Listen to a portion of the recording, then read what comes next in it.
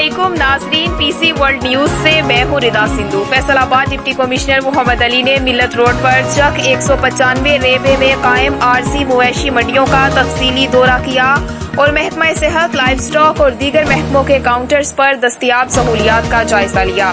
हमारे नुमाइंदे खुसूसी पाकिस्तान गुलाम दस्तगीर की रिपोर्ट के मुताबिक उन्होंने जानवरों के लिए मुख्तस करदा एरियाज में सफाई सुथराई को चेक करते हुए व्यापारियों से सहूलियात के बारे में दरियाफ्त किया और उनके बास मसाइल फौरी हल करा दिए।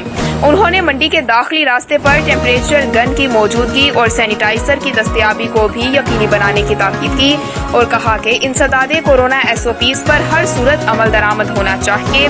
उन्होंने फेस मास्क के इस्तेमाल को यकीनी बनाने की हिदायत की और कहा कि ईद उल अजहा तक मवेशी मंडियों के दौरों का सिलसिला जारी रहेगा।